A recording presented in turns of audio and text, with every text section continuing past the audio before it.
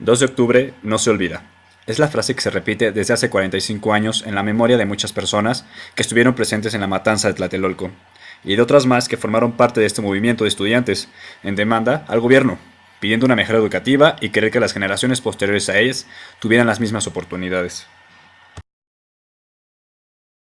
Caso de Luis Mario García, actualmente terapista físico, quien vivió de cerca todo este acontecimiento siendo estudiante de la prepa popular a los 17 años de edad.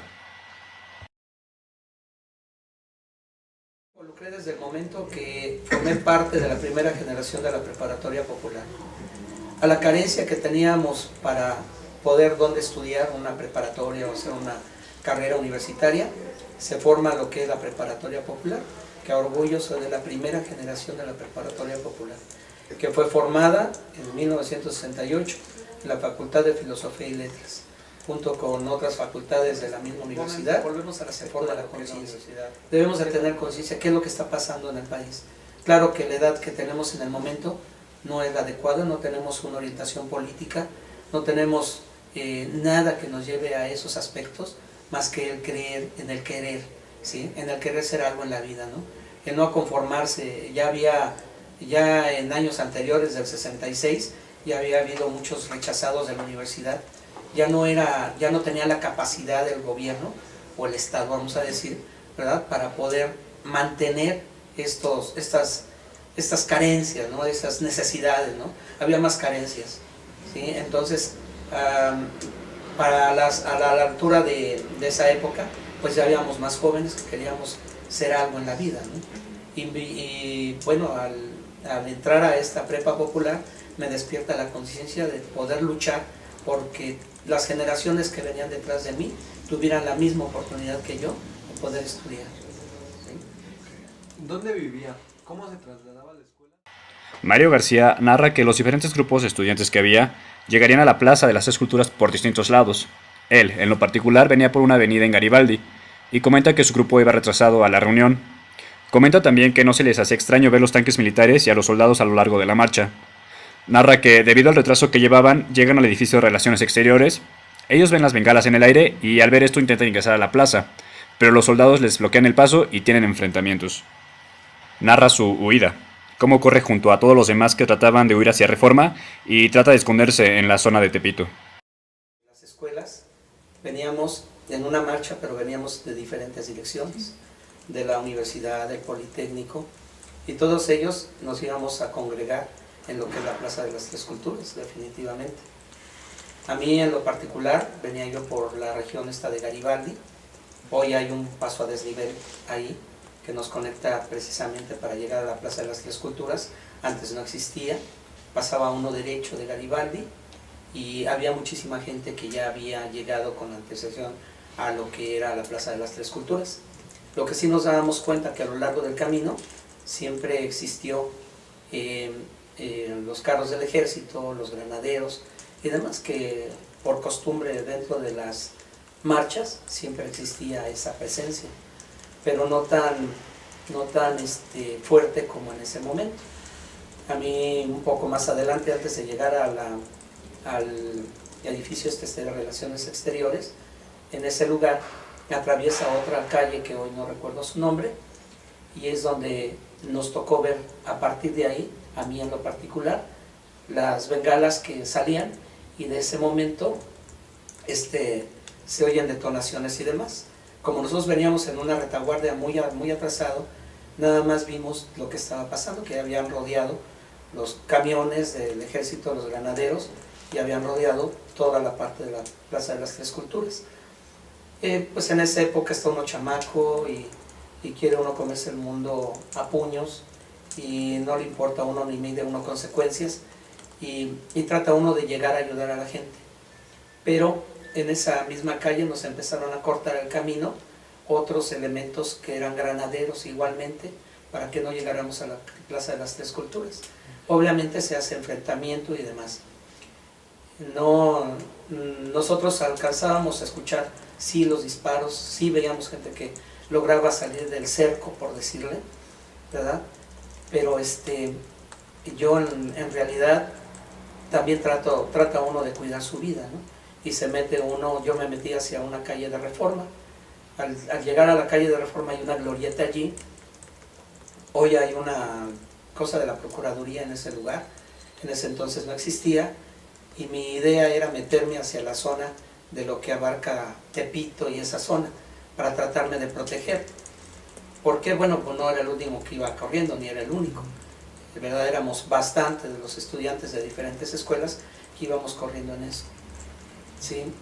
Más adelante nos tratamos de reorganizar para poder ayudar a compañeros que pues se oían gritos, se oían llantos, se oían mentadas, se oía de todo, ¿no? Y contra las autoridades que estaban en ese momento.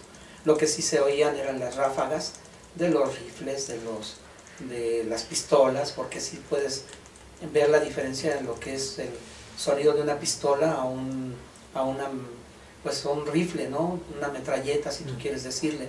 Y sí se veía bastante humo, porque no solamente usaron balas, ¿no? Sí, también usaron gases lacrimógenos.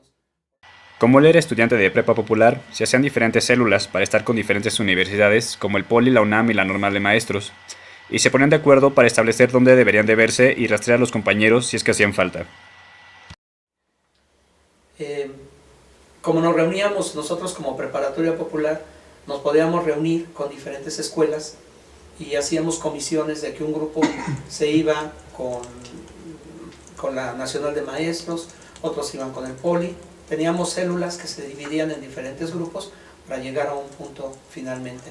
Pero todos sabíamos que al final de todo esto, siempre nos íbamos a reunir en el punto que era la misma prepa popular.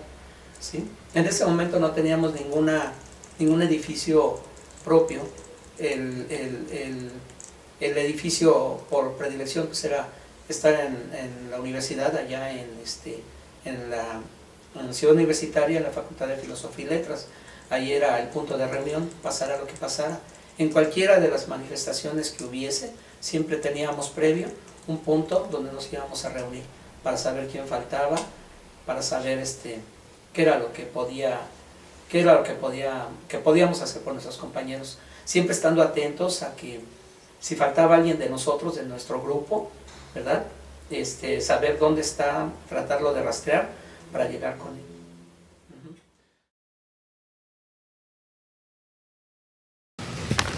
Movimientos y mítines antecedieron a esta fecha dentro del mismo año, pero uno de los más fuertes y próximos fue el enfrentamiento de porros de la Boca 5 contra una escuela particular.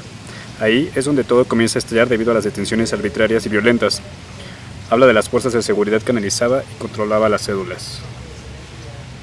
Se sabe que hay un conflicto entre una escuela particular, vamos a decir, lo que es la Boca 5, y ahí surge un problema de tipo estudiantil, un problema entre porros y que deriva en un enfrentamiento, y obviamente llega la policía, trata de separarlos y empiezan a hacer sus detenciones arbitrarias. Pero esto ya traía un antecedente, ya había antecedentes previos a todo ello, ya había mucha inconformidad por la forma en que trabajaba el Estado y en su momento, bueno, pues ahí se da la llegada a la Boca 5 de parte de las autoridades, y ahí es donde empieza el gran problema, ¿no? Pudiendo haber solucionado el problema muy al principio con el jefe de la policía por haber transgredido en un momento dado una autonomía de una escuela como el Politécnico, como Boca 5, y el haber detenido en una forma inusual a alumnos y haberlos golpeado, se hubiera solucionado el problema. ¿Sí? Pero esto fue agarrando fuerza, sabemos. Miguel Nazararo, dirigente de la policía, quería hacer demostrar que agentes comunistas se encontraban dentro de las células. Y debido a los movimientos internacionales que antecedieron a esto, es porque querían creer los gobernantes que había involucrados en ellos. Pues ya pasaron bastantes años y se ha dicho quiénes son propiamente los responsables de esta situación, ¿no? Como en su momento la Secretaría de Gobernación, cómo manejaba todos los aspectos de tipo político, estudiantil y demás, ¿verdad? Tenían sus fuerzas de seguridad, tenían lo que es la Federal de Seguridad, y que era la forma en que investigaban a la gente, y ver las células que en su momento ellos sabían y tenían antecedentes de que podía haber infiltrados comunistas y demás se hablaba en ese momento, ¿verdad? Y uno de ellos, el señor Nazararo, que era el director de la Federal de Seguridad, tenía un grupo predilecto de investigación. Ellos sabían que sí tenía cierta preparación el señor, tenía nexos con lo que es la CIA directamente, y este señor, por medio de la información que les proporcionaban, sabían si había gente infiltrada o gente, vamos a decir, querían ver esa gente dentro de lo que es el movimiento, ¿no? Ellos a fuerza querían demostrar o justificar todas sus indolencias a partir de que había infiltración de gente extraña, extranjeros, o como en su momento decían, comunistas, ¿no? La parte familiar es algo fuerte de mencionar y tema delicado. Una decisión en la que tienes que decidir alejar a tu familia para evitar que salga herida. El padre de Mario García y su familia no estaba de acuerdo en que estuviera en este movimiento, entonces él decide dejar a su familia para poder seguir apoyando al movimiento. Bueno, primeramente mis padres no estaban de acuerdo que anduviera yo en movimientos de este tipo, sobre todo de que en muy poquito tiempo, de julio a octubre, se gestan bastantes manifestaciones, no manifestaciones como hoy, donde se tapan la cara, ¿verdad?, donde se ponen un pasamontañas. En ese momento nos enfrentamos como somos, ¿no?, con nuestra cara, con nuestro llanto, con nuestras risas. Mucha diferencia de lo que hoy son los anarcos, ¿no? Mucha diferencia, ¿no?, en lo que nosotros queremos. Nosotros queremos construir, no destruir, ¿sí? Obviamente mi padre, sobre todo, no estaba de acuerdo en que yo estuviera en esos movimientos. Entonces a mí me da dos opciones: una, o la casa o la escuela. Y yo escogí la escuela. Y me tuve que ir de mi casa para que mis hermanos no tuvieran ningún problema, ni mi familia tuviera ningún problema, si yo en un momento dado podía caer en otro tipo de situaciones de tipo político. Los hechos escritos y películas sobre este evento no son del agrado de la gente que estuvo presente en el suceso de 1968. Mario comenta que para el caso de la película de Rojo Amanecer es una magnífica manipulación del evento y hace ver una forma más sutil del movimiento. Sí, a mí la película de Rojo Amanecer es una manipulación muy padre que hace Televisa, ¿verdad? Sabemos dentro de todo Televisa, el cine mexicano, y trata de manipular las situaciones de cómo se presentó el problema, ¿no? Y todo se lleva dentro de una casa, ¿no?, donde el papá buena onda, trabajador, la mamá de casa, los hijos en la escuela, con los cuates, lo que hace rato me preguntabas, ¿no? Tú vente a mi casa, vente a estudiar, vente aquí a reunir, y claro, así era, ¿no? Pero está muy manipulada la película, para mi gusto, ¿no? No es nada de lo que en su momento. Yo te puedo platicar hoy con toda la... Una foto es un disparador para la memoria, nos hace recordar momentos y transportarnos a ese lugar y tiempo. Se le muestran varias imágenes de ese día a Mario García y nos describe qué es lo que está ocurriendo, así como los motivos en aquellas fotos. Pues sí, ahí tenemos nuestra universidad, tenemos como siempre, las islas, vamos a decir, cubiertas en ese momento por estudiantes. Nos sentíamos protegidos porque realmente no había autoridad que entrara, entre comillas, autoridades, ni uniformados ni nada. Que había colados del gobierno, pues sí, porque siempre iban a ver quién estaba ahí, ¿verdad? Lo que es el Consejo Nacional de Huelga. Están muy chiquitas las fotos, pero eran los líderes en su momento, ¿sí? Los auditorios que se utilizaban eran muchas veces ahí en Filosofía y Letras, en lo que hoy le dicen Auditorio Che Guevara, ¿verdad? Pero ya tiene mucho que le tienen de ese nombre, ¿verdad? Lo clásico de subirse a los camiones destruidos y que uno mismo quemaba, ¿verdad?, para impedir el paso de las autoridades, o como los ven hoy, ¿no? Podías voltear un camión o quemarlo en su momento, ¿no? Era una forma de manifestarte, si bien o no, los pintábamos, ¿verdad? La facultad de veterinaria decía, sacaba y pintaba un camión, traiga su granadero, nosotros lo vacunamos, cosas de ese tipo, ¿no? Las marchas donde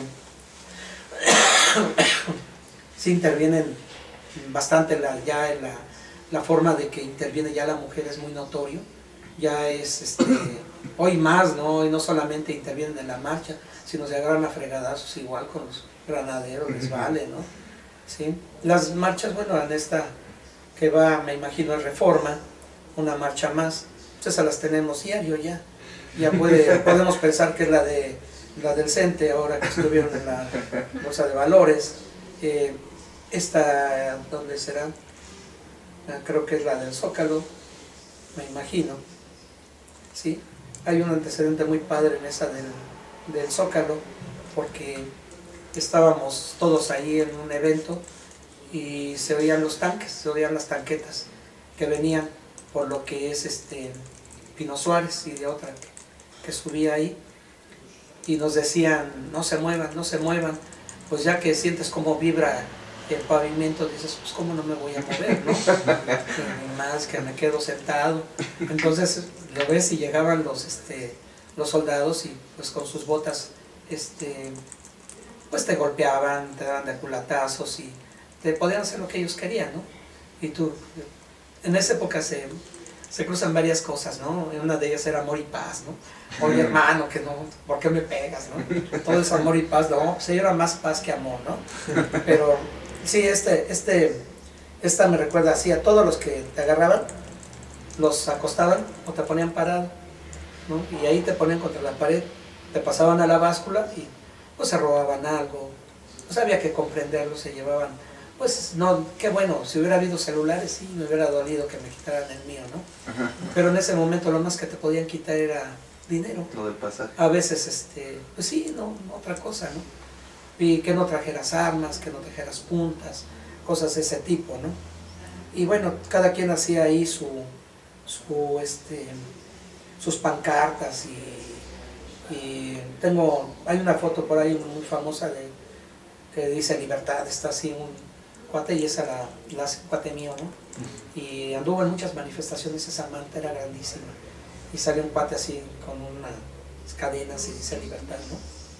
Y hay gente que tiene la habilidad para todo eso y es un ingenio bonito, no como ahora, soy 132 y se pintan en el cachetito, no manches, ¿no?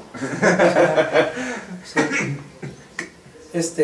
La Plaza de las Tres Culturas, yo paso casi diario por ahí, paso por ese lado y sí recuerdas 2, 3 cosillas de eso, ¿sí? Es aquí, como te digo, te aventaban los gases lacrimógenos. Todos sabíamos que debías de llevar tu pomito con vinagre y tu pañuelo, ¿sí? Para que no te pegara. Y ya, ¿sí? Eso era sabido, ¿no? ¿Sí? Para Mario, el movimiento estudiantil de 1968 fue un tema que en su momento era difícil tocar, pero con el tiempo ha aprendido a verlo como una experiencia que lo ha hecho madurar y aprender. Aprendizaje que es importante mientras aporta algo hacia los demás, compartido por convicción propia. Cosas que hechas principalmente para ti harán que en el camino se presente la oportunidad de ayudar a otros. Definitivamente sí nos deja un aprendizaje. Lo más importante del aprender es aplicar. Porque no tiene caso que aprendas algo que no lo vas a ocupar en nada. La mayoría de la gente dice, yo no agarro ningún área que tenga que ver con las matemáticas, porque, ¿verdad? Yo conozco mucha gente que hace una área donde no se dan matemáticas, pues no la hay, todas tienen matemáticas. Y esto que estamos viviendo, ni porque tengas un estatus acá o acá, va a ser cambiar, ¿no? Yo creo que mientras tengas conciencia de lo que estás haciendo y lo hagas por convicción propia, está bien. ¿Sí? Haz las cosas para ti. ¿Sí? Y si en el camino puedes ayudar a los demás, adelante. ¿Sí? Creo. ¿Sí? Para mí, hablar ahora de este tema es fácil, pero en su momento sí me creaba mucho ruido. Pero lo superé, porque debes de superar todos estos tipos de situaciones. Fueron experiencias, ¿sí? Que te ayudan, que maduras, que las platicas como anécdota, que a veces te da coraje, a veces te da risa. Y como te lo decía en una de las partes, ¿no? Cuando llegabas corriendo y te encontrabas con otros, ay, man, ¿y qué traes? Pues no sé, pero me mieman, ¿sí? ¿Por qué? Porque es una respuesta normal de nuestro organismo, ¿sí? Y no era penoso que te pasara, ni era penoso que te vieran llorar, ¿sí? Yo me metía a mi cuarto, bueno, a mi recámara, ¿verdad? Compartía con 2 hermanos la recámara, decían el punero, yo me acostaba a llorar porque no sabía, me decían, mamá, ¿qué tienes? No sé, nada más quiero llorar, quiero desahogarme, ¿sí? Quiero sacar todo eso, ¿no? Y no era pegarle a la pared ni agarrar al perro, patearlo, no, era yo. Y tardé un tiempo, ¿no? Pasó ese tiempo, afortunadamente dedicarme al estudio con el paciente minusválido me ayudó bastante, aprendí mucho y sigo aprendiendo de ellos, y eso es lo más